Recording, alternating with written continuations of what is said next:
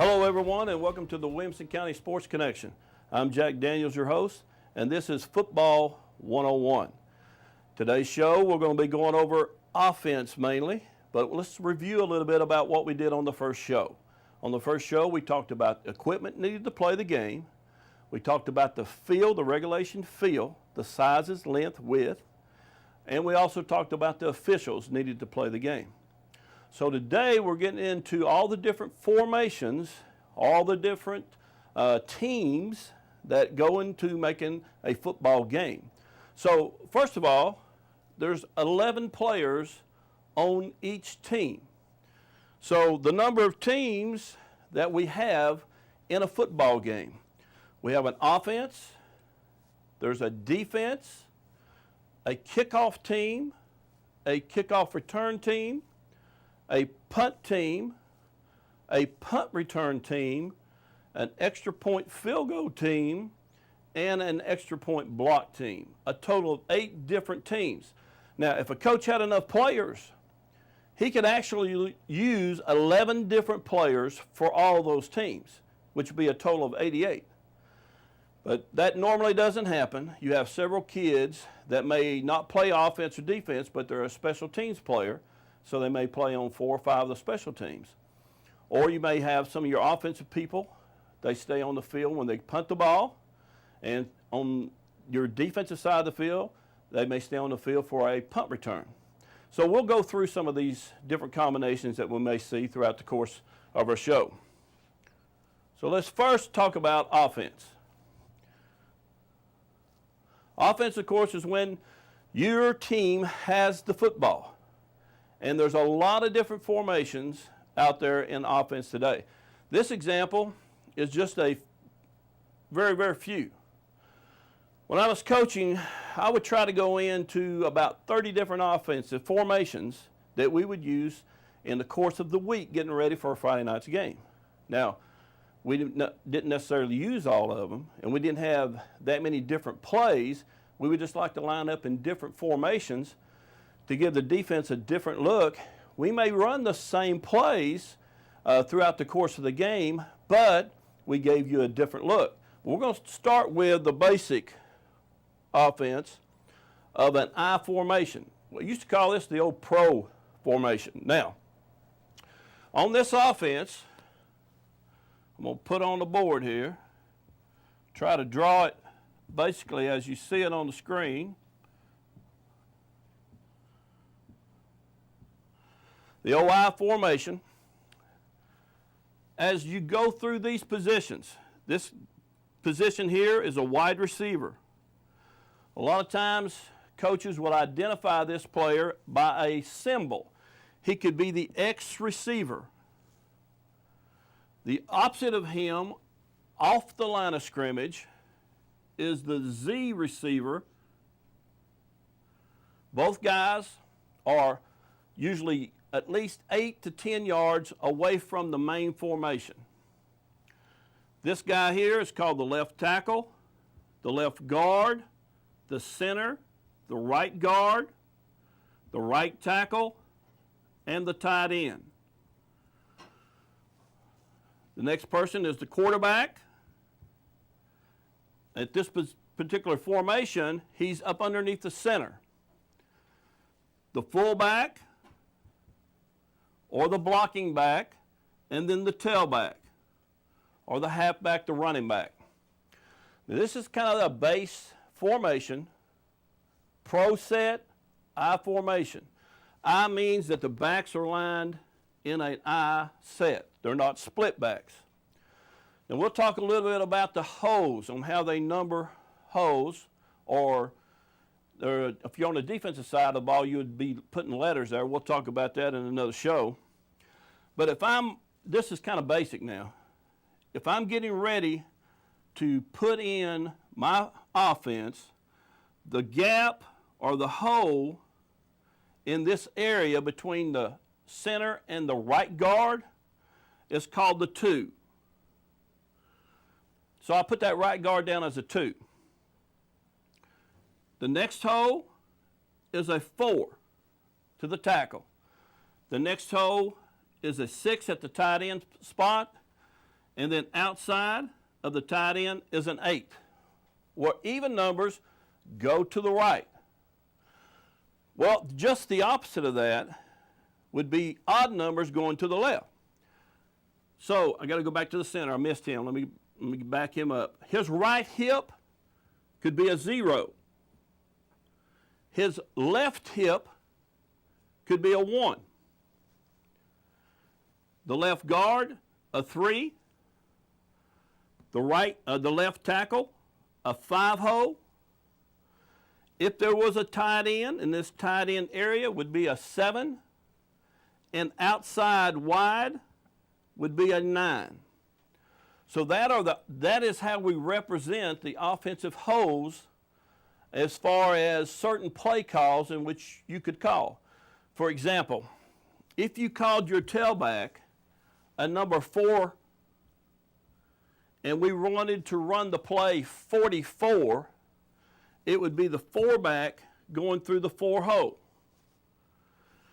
If you wanted to name this fullback a 2 or a 3, doesn't make any difference, it would be up to your terminology, but say it's a 3, and we wanted to run 32, fullback through the 2-hole. If we said 45, tailback through the 5-hole. And this is just kind of base terminology that a lot of coaches, especially the old-timers, used to use over the years on how they would name the holes for the offense. If you went on 48, that would be the tailback going through the outside, which is an old sweep. And he may even call it that. He may call it 48 sweep, toss sweep, or 48 toss. But that would give you an example of how an offense may use some of their terminology if they were using this type of formation. Now, in today's game, we don't see that formation a lot. What you're going to see is a numbering on how a defense would look at the offense to tell whether or not how many running backs they have on the field. And that's what they'd count first. Their personnel groupings, same thing could be used for an offense. And then they count tight ends, and then they count wide receivers. So if it was a 0 package, that means there's no running backs on the field, there's no tight ends on the field, there's 5 wide receivers out there on that formation. And this would kind of look like this.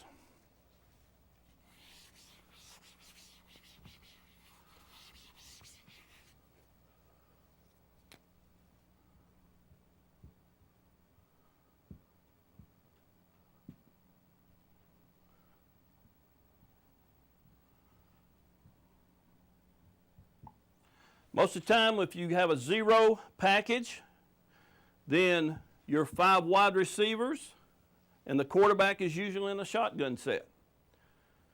A lot of teams are using that these days. The next set that they use more so would be a 10 in which they take the running back and put him in the backfield with the quarterback. That gives you a 1 with no tight ends, a 10. If we go and put a tight end in the game,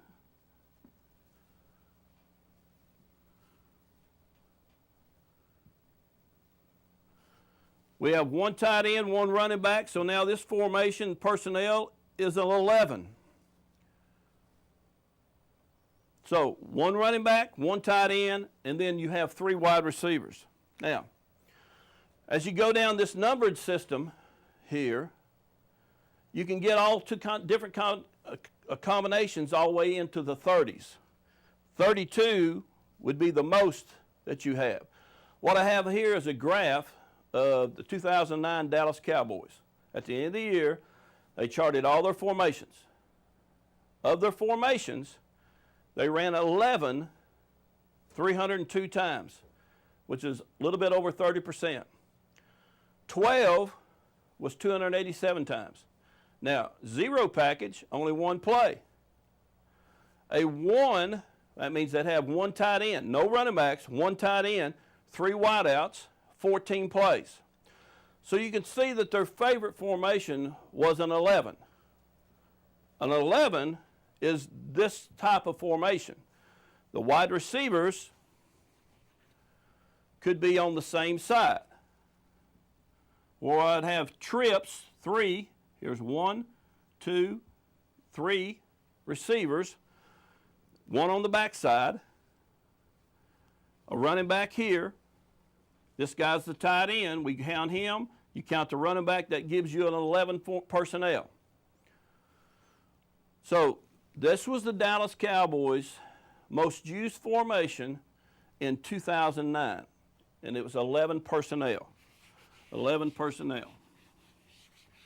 Now today, in what we call signals in which we give out, a base signals, when I use, now I'm kind of going on what I use. Every coach is different. Now some of the coaches that were my assistant coaches adapted some of those same signals, and then they came up with some of their own. But if I want to call a right formation, it would just be my right fist up in the air with kind of a 90 degree.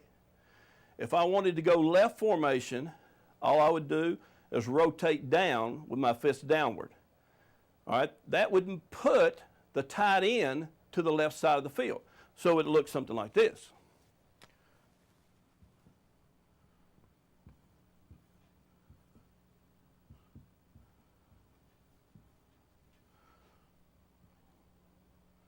Now, if we were in 11 formation personnel, or that guy could be here or there with a quarterback and shotgun, or he could be underneath the center, and the running back could be in a pistol. Real common today. If you watch a lot of college football today, even high schools are running this. I ran it my last year at Page High School.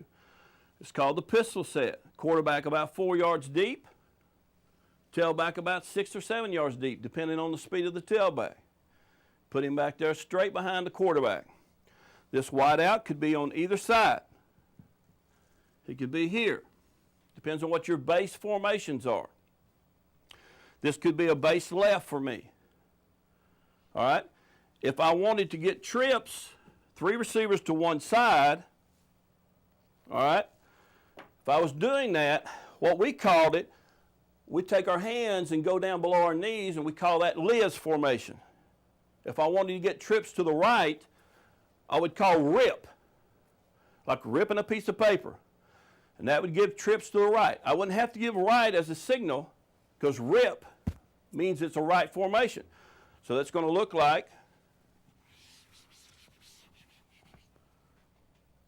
this. Now, if I had 10 personnel in, means no tight ends, and I called rip, and we're in a pistol, again, tailback or running back, doesn't make any difference, what you want to call him, it would look like that. That would be rip.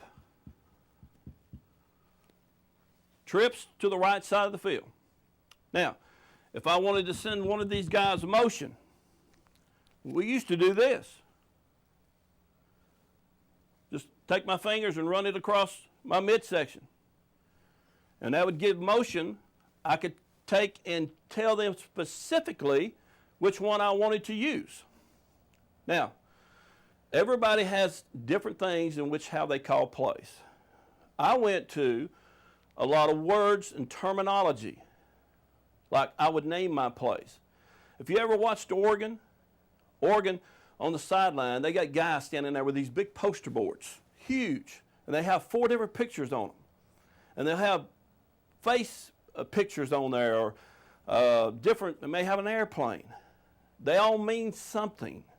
All right, they all mean something, and the offense just looks over there.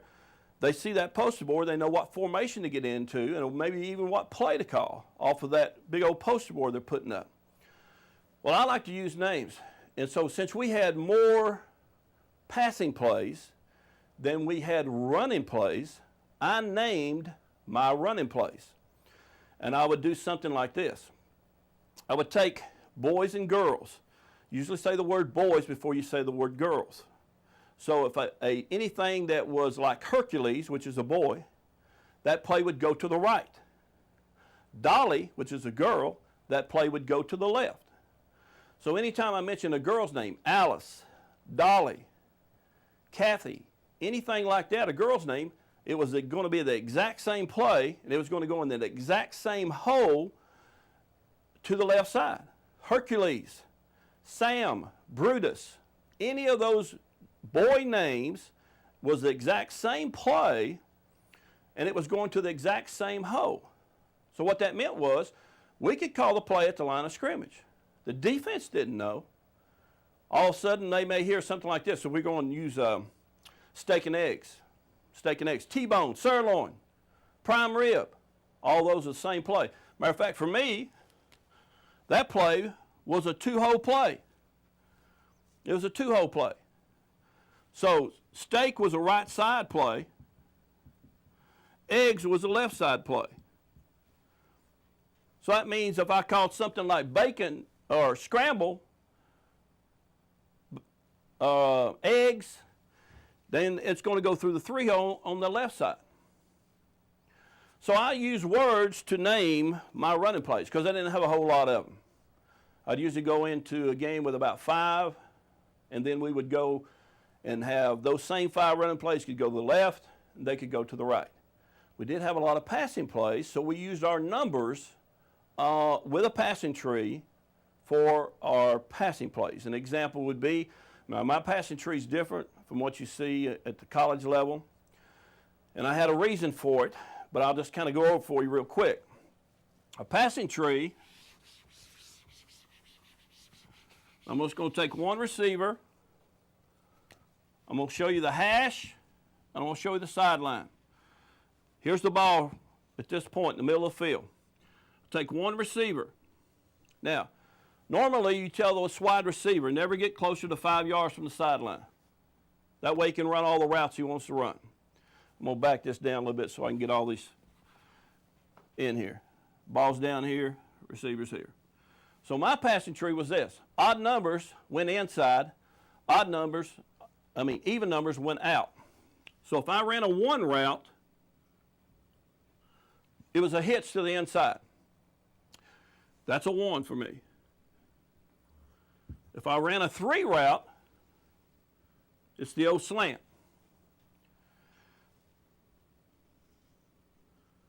If I run the old inside curl, it was a 5. If I run the old dig, it was a 7. And if I run the post, it was a 9. So odd numbers came to the inside. So even numbers went outside. To the flat was a 2. 4 was a deeper curl. A 6 was the old flag. And an 8 was the old go route. So now I would give numbers to the receivers if we wanted to run a certain play, like 181. So if I went into 10 personnel, which is a base personnel for me, and I called right formation, that put these two guys on the right, quarterback and shotgun, the running back to the right side, because that told him where to line up, right. And we said 181, then this guy's going to run the 1 route. He's going to run an 8. He's going to run an 8. He's going to run a 1. And that's how I would call an offensive play on a pass play. The second number went to the second receiver. This number went to the third receivers. First number went to the first receiver. So that's how we'd run it. This is the first receiver, second receiver. If I went to trips, He's the third receiver. He gets the third number. So here he would run a little curl, a little one route right there. He runs the 1, the 8.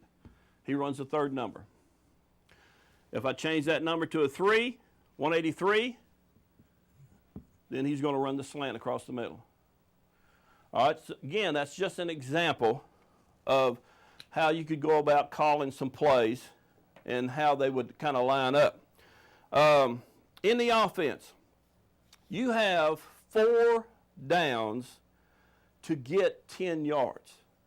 That's the whole objective, is to get a first down. So you have a chain game. Now, last week we talked about the head linesman is on the side of the chains.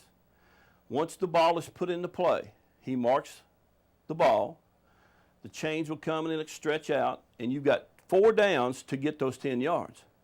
Now, most teams, if the ball is in your end of the field, on that 4th down, they will choose to punt the ball versus trying to go for it. If you went for it and you did not get the first down, then the ball would go over to your opponent at that point in which they placed the ball. Now, let me go over a little bit of something else I forgot with the lineman right here. Splits. This is real important. And we're going to get into stance a little bit. Let's go back to these offensive linemen. We'll put a tight end in. Put 2 tight ends in.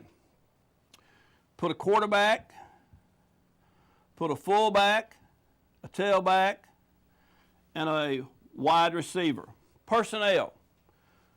2 running backs, 2 tight ends, so the personnel is 22. That's 22 personnel. Now, splits. Depends on your offense. If I'm big and strong and physical up front, I'm probably going to squeeze down on my splits. The distance, when I talk about splits, is the distance between the left foot of this right guard and the right foot of this center. The standard is 2 feet. That's kind of standard. The distance between the right guard's right foot and the right tackle's left foot could be exactly the same, 2. I kind of liked it out there a little bit more, and so we'd put that at a 3 foot. Tight end, the same, 3 feet. On this left side would mirror the right side as far as your splits are concerned. 2 feet, 3 feet, 3 feet. Now, that's kind of in a base pro set formation, 2 tight ends instead of 2 wideouts. On this right here gives you great protection for play action pass blocking. You can send 1 tight end out, send them both out if need to be, send the fullback to block the blind side, tailback to block the front side if the quarterback's right-handed. Power running makes the defense balance up with you. So if I can physically block them up front, this is not a bad offense. All right? I'm physically bigger and stronger than they are. They may be a little bit faster than me. Well, if they are, then I can close my splits down. I can go to 1 all the way across. Slow down their blitzing to the inside because my big guys are going to block them up front. We're physically stronger, bigger than they are. I feel like we can block them. Now, if you're Brentwood this year, they're running a wing T offense, and I haven't seen them play yet, but I know how the wing T used to run. They put a wing in. They have a fullback that's usually about 3 yards. They could have another wing here and 1 wide receiver. And their splits are about 6 inches. They get in there toe-to-toe because they're going to do a lot of down blocking as they go. A lot of down blocking and misdirection stuff, and then power on a power sweep. That'd give you an example of this is the wing T. Now, personnel-wise, from this position, that's going to be a 31. You got 3 running backs, a tight end on that personnel. So,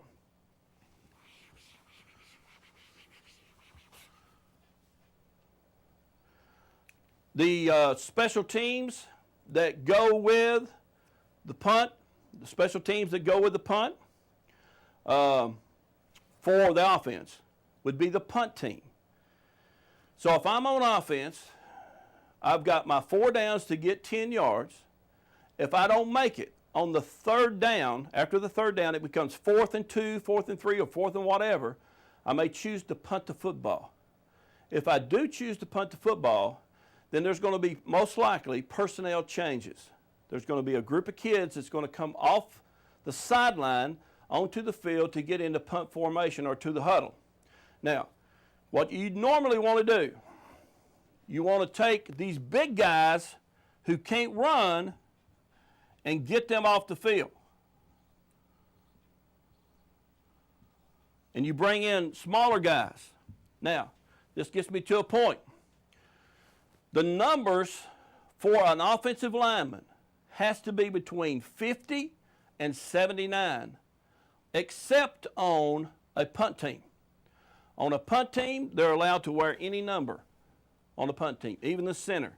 He can have the number 3 up there.